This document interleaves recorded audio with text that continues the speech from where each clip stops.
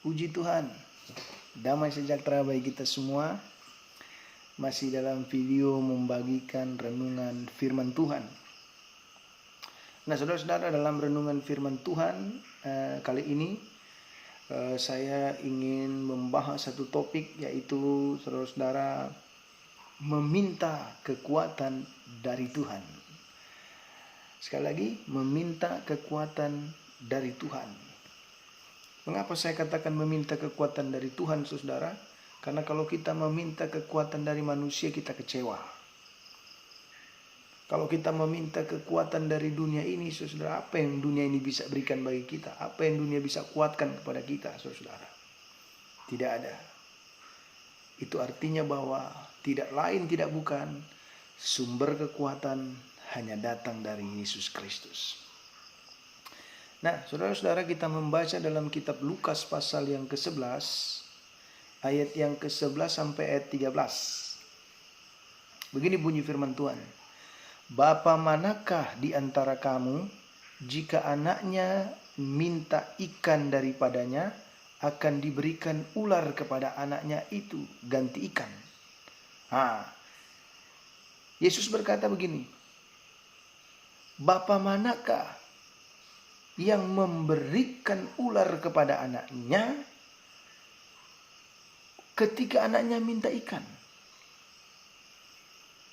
Kalau ada orang tua seperti itu, anaknya minta ikan, orang tuanya kasih ular, itu namanya orang tua jahat, saudara.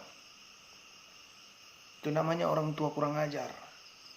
Selanjutnya ini berkata, atau jika ia minta telur, akan diberikan kepadanya kalajengking. Bapa mana, orang tua mana yang anaknya minta telur, dikasihnya kalajengking? Itu namanya orang tua bodoh. Itu namanya, saudara, orang tua jahat. Dengan kata lain, Yesus mau berkata, tidak ada orang tua kalau anaknya minta ikan dikasihnya ular. Dengan kata lain, Yesus mau bilang tidak ada orang ua kalau anaknya minta telur dikasihnya kalajengking. Tidak ada, saudara.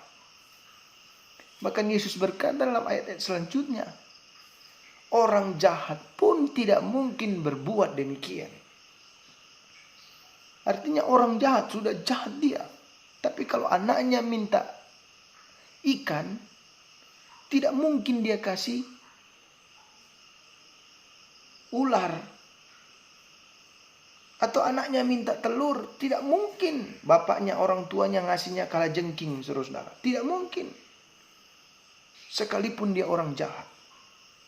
Itu sebabnya Yesus berkata dalam ayat 13. Jika kamu yang jahat tahu memberi pemberian yang baik kepada anak-anakmu, artinya orang jahat sejahat apapun, kalau anaknya minta ikan, tidak mungkin dia kasih ular.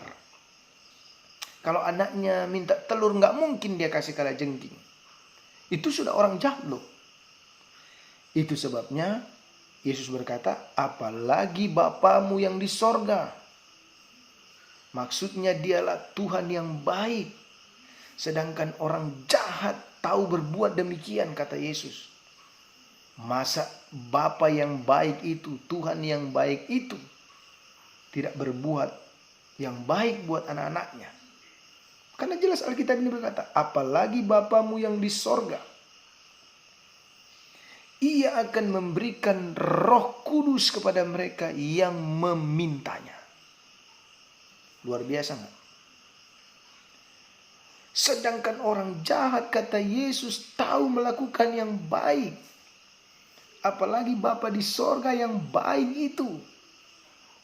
Masa mau memberikan yang jahat bagi kita? Itu sebabnya Ayub berkata, mengapa yang baik aja kita terima dari Tuhan, yang buruk tidak? Namun bukan berarti Ayub sedang berkata bahwa yang buruk-buruk itu datang dari Tuhan. Tidak. Jadi saudara-saudara, Yesus berkata orang jahat pun tahu memberi yang baik. Apalagi Bapa di surga yang baik. Dia memberikan hal yang baik bagi orang-orang yang meminta kepadanya. Yesus berkata ia akan memberikan Roh Kudus kepada mereka yang memintanya. Apa sih itu Roh Kudus? Roh Kudus itu adalah roh Tuhan. Roh yang datang dari Tuhan. Untuk apa sih Roh Kudus itu? Loh, Yesus sudah bilang. Roh Kudus adalah penolong. Roh Kudus adalah penghibur. Roh Kudus adalah pengajar. Bukankah situasi-situasi seperti ini kita orang-orang percaya membutuhkan Roh Kudus? Untuk apa? Untuk menguatkan kita. Untuk mengajar kita. Siapa yang gak stres, saudara? Hari-hari dan situasi seperti ini. Membutuhkan Roh Kudus. Untuk supaya kita kuat, kita mampu menghadapi hari-hari kita. Menjalani situasi-situasi seperti ini. Banyak orang stres. Banyak orang pening, saudara. Dan itu, saudara, tidak menutup kemungkinan berpotensi besar bagi anak-anak Tuhan, bagi orang-orang percaya untuk stres. Itu sebabnya saudara-saudara, mintalah kekuatan dari Tuhan.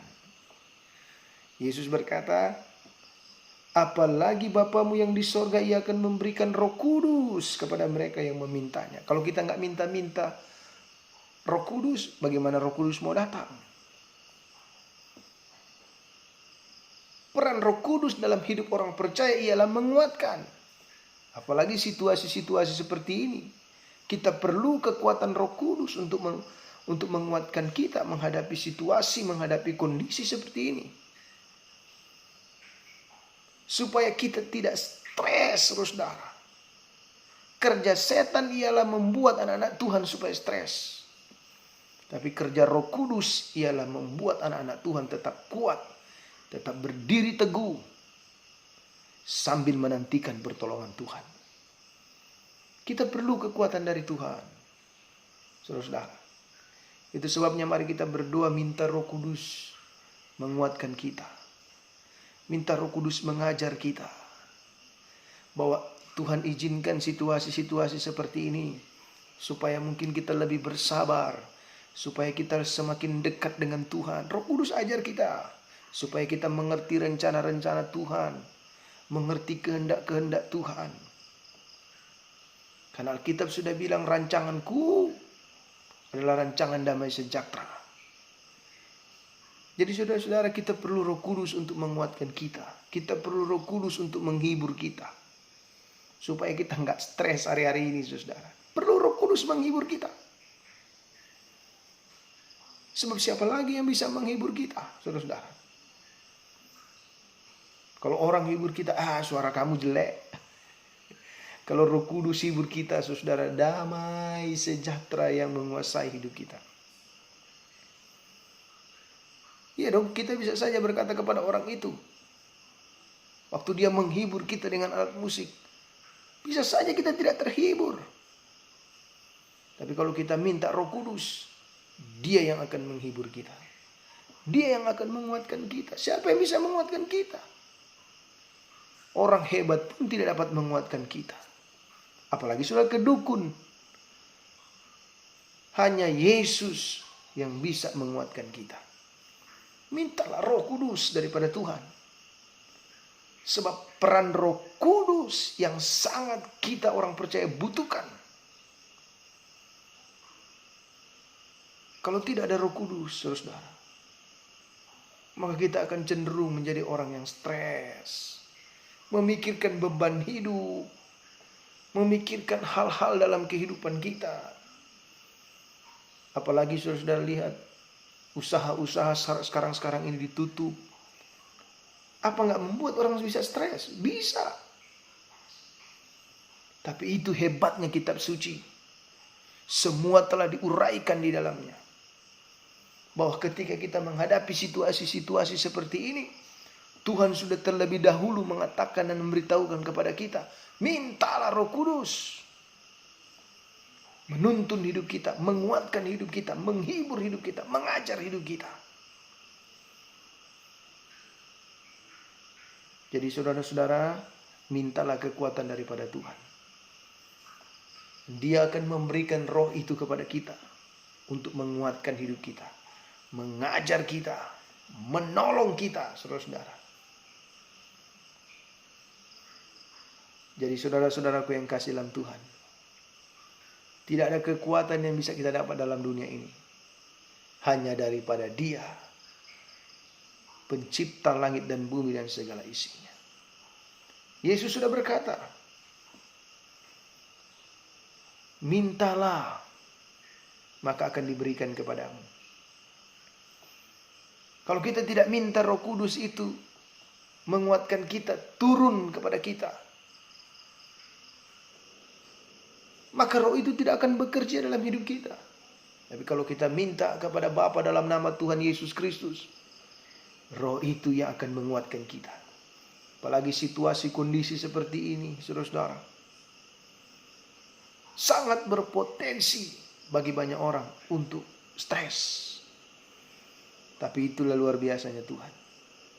Hai orang-orang percaya kepada Yesus Kristus, mintalah Roh Kudus, dan Roh Kudus yang akan menuntun kita, menghibur kita, menguatkan kita, saudara.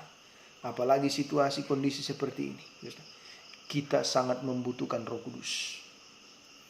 Kita sangat membutuhkan Roh Kudus. Itu sebabnya jangan berhenti, jangan putus-putusnya kita berdoa, meminta supaya Roh Kudus menuntun kita, menguatkan kita, menghibur kita, menolong kita. Tuhan Yesus memberkati kita semua. Haleluya.